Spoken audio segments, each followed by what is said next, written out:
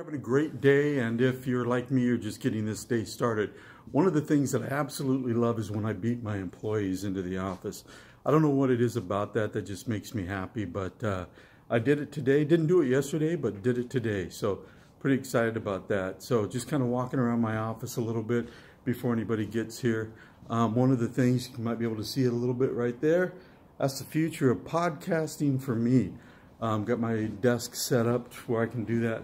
But we'll see how long I can keep it there before I need to replace it with a human that needs a space here. But shut the door to my conference room because I know when people come in, they're gonna wanna have some privacy.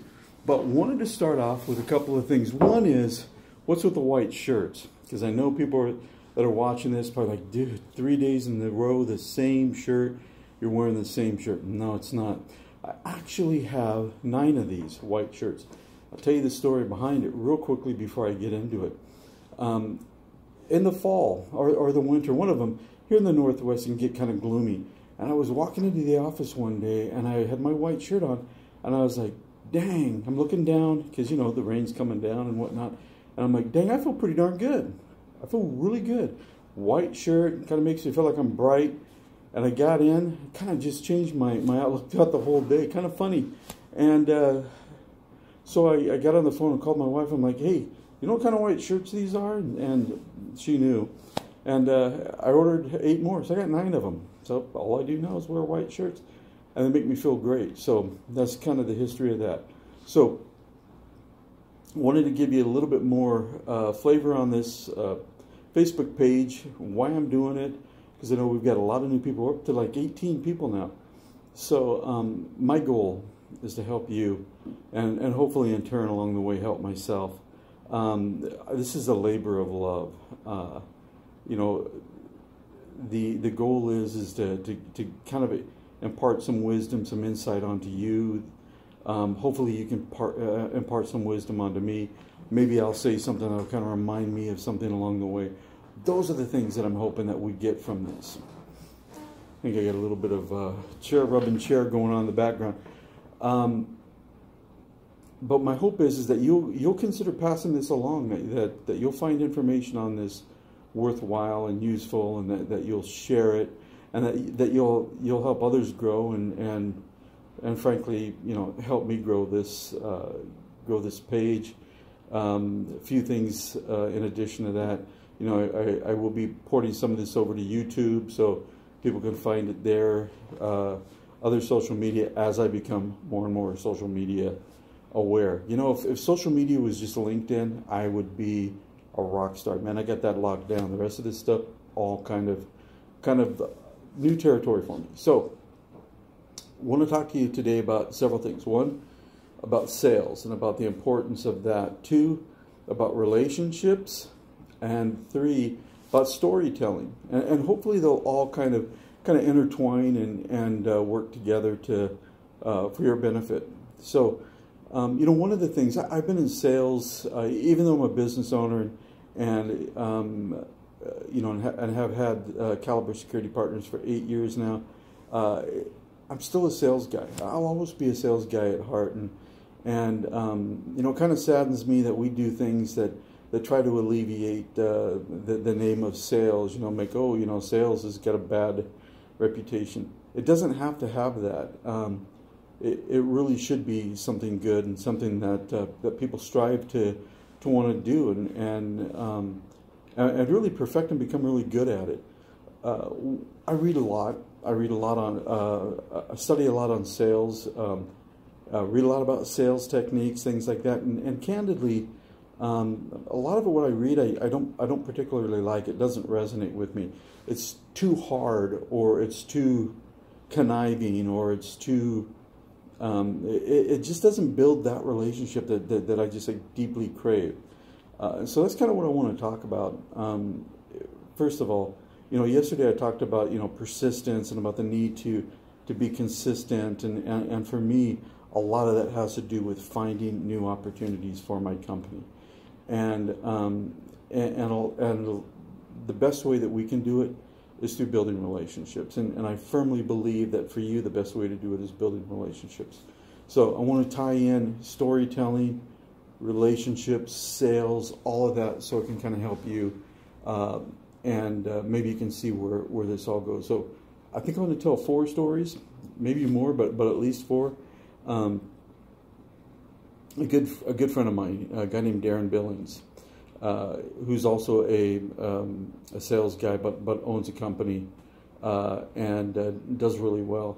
You know, we always talk about, you know, about how can we make our sales teams better? How can we do that? And one day I'm asking him, what are you doing, dude? I mean, you know, I want a better sales team. I want people to be more productive. I want them to be able to be successful. I want them to be able to impact our clients. All of that. And he's like, dude, you got to check out this customer-centric selling program. So I asked him, I'm like, tell me about it. And he's like, well, it was created. This company was created by a guy named Mike Bosworth. Mike's no longer involved with it. It's his brother who does it. But I'm telling you, man, it's great stuff. And I just remember saying to Darren, I'm like, dude, I don't want the brother. I want Mike. If this stuff is so good and Mike created it, where's Mike? That's the dude I want to talk to. And he goes, I don't know where Mike's at. Mike's not part of it.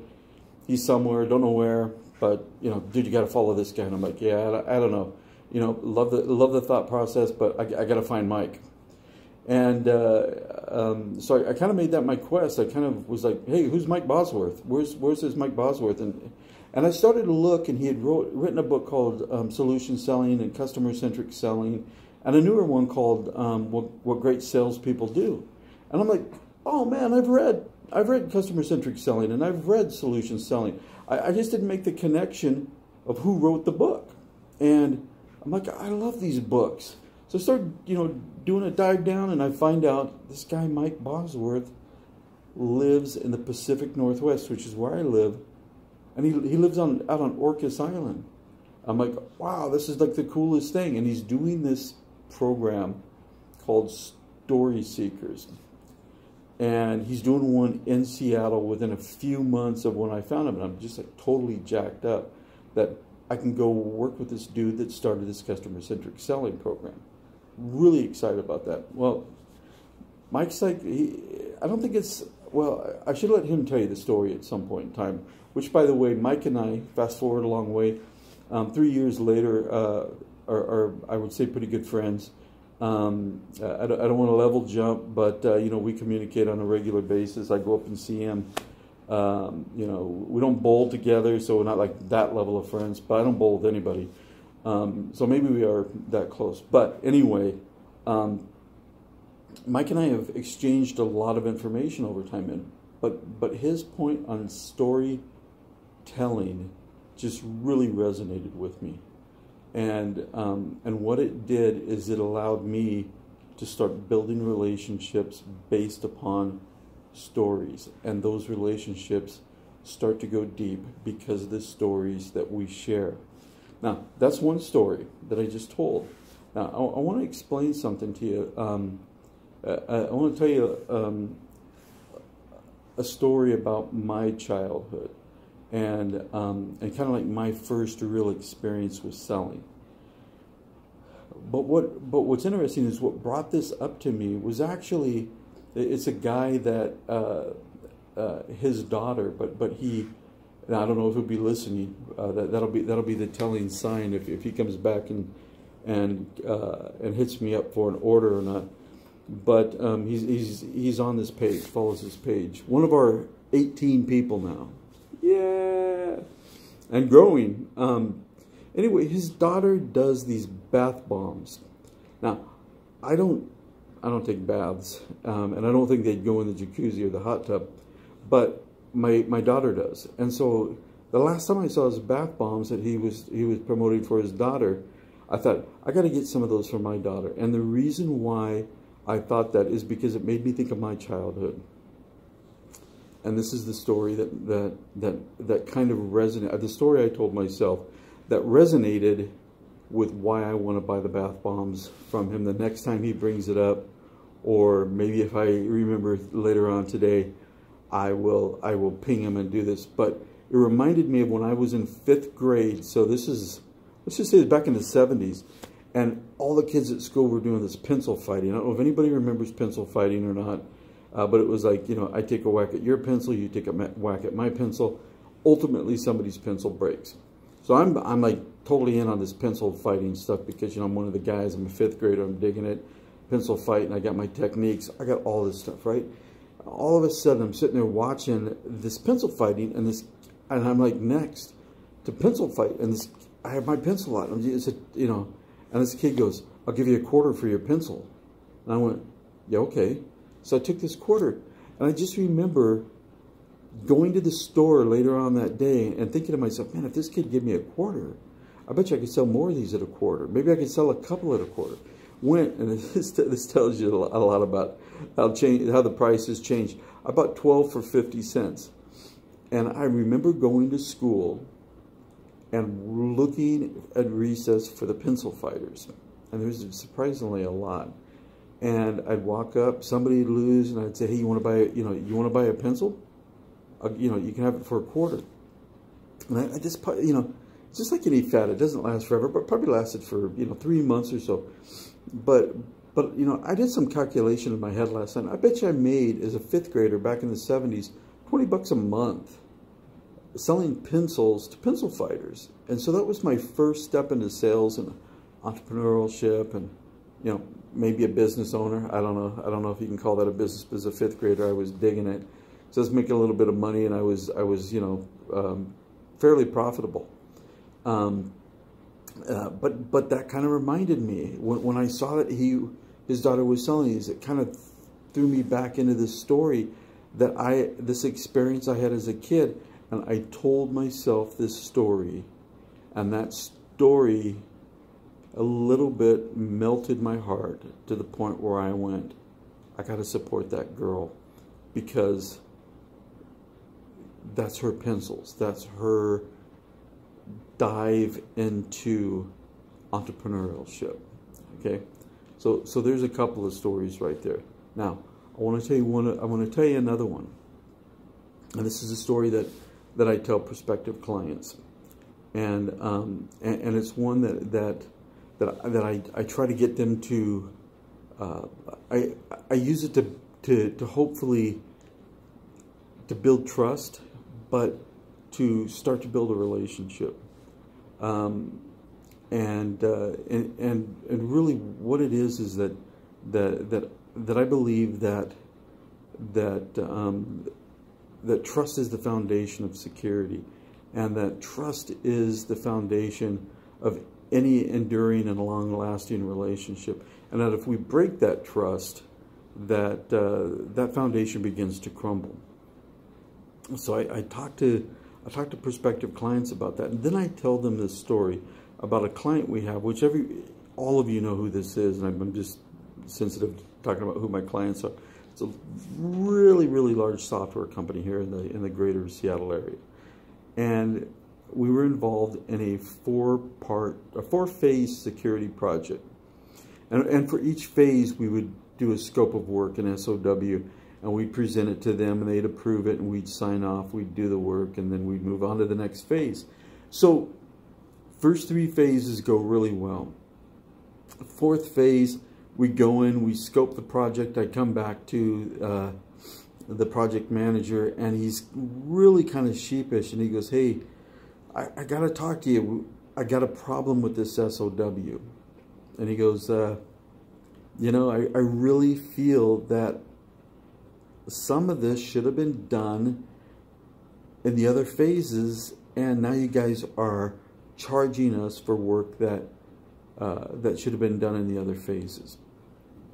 And he goes, and I'm just being honest, I don't know how to address it. And I go, well, tell me this, what percentage, if you had to put a percentage on what amount of that should have been done in phases 1 through 3, what percentage would you give? And he goes, and he just kind of went, grimaced and went, 70% should have been done. And I said, fantastic. So I'm going to take the price that we gave you for phase 4, and I'm going to knock it down 70%. We're only going to charge you 30%, but we're going to do all the work so we can make sure that it's done, and you're only paying for that which is new. I said, does that work? And he was like, wow, yeah, that's perfect. That's easy. And he goes, I was really worried about this because you know, maybe he didn't see it the way I did. And I go, well, it doesn't really matter. You know, I believe you, I trust you, and that's important to me.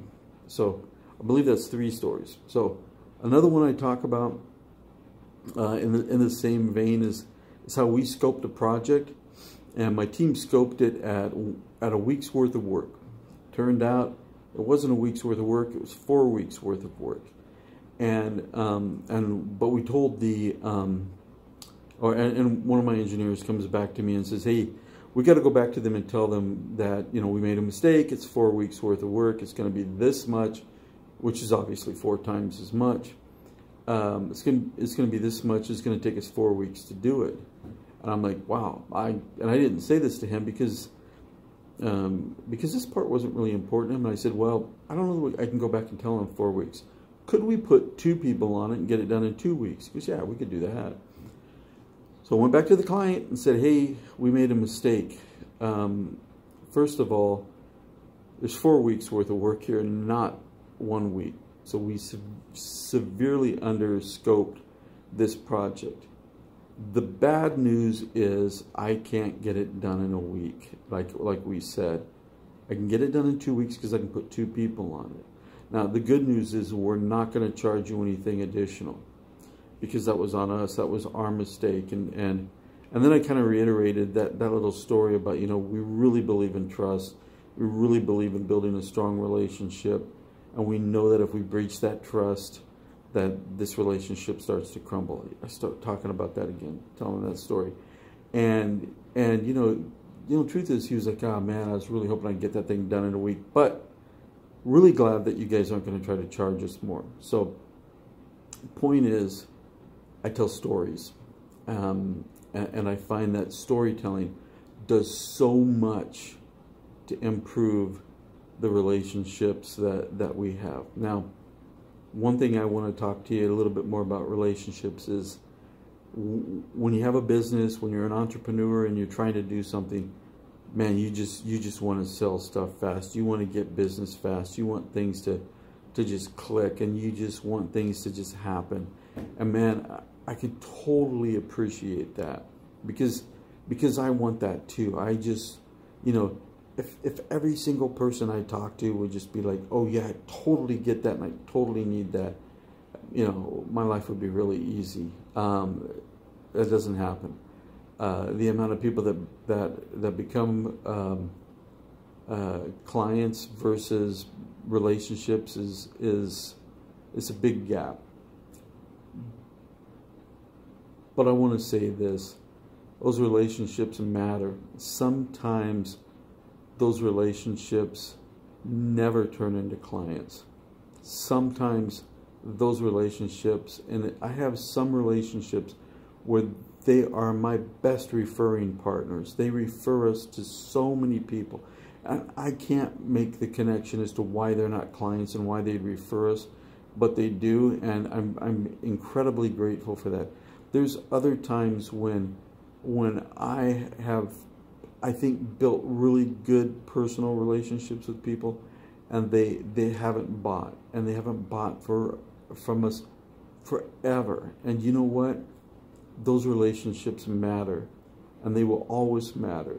And so don't always look for just turning a buck. Look at those relationships, because those relationships, they can lead to other things. And if nothing else, and I know that this is, I mean, there's no feeding the family with this, but long relationships, long enduring and growing opportunities to, you know, to have friendships. Now, hopefully they turn into business. Sometimes they do, sometimes they don't. But if you build enough of those and you build that consistency and, you know, that we talk about, you're going to find those businesses. You're going to find those things. Those things are going to grow. So, but remember, consistency, always be selling, do it with the intent of building relationships, and tell stories. Just enjoy the journey, enjoy the ride, and hopefully you found this useful, and pass it along. Would really appreciate it if you do that. Thanks a lot. Have a great day.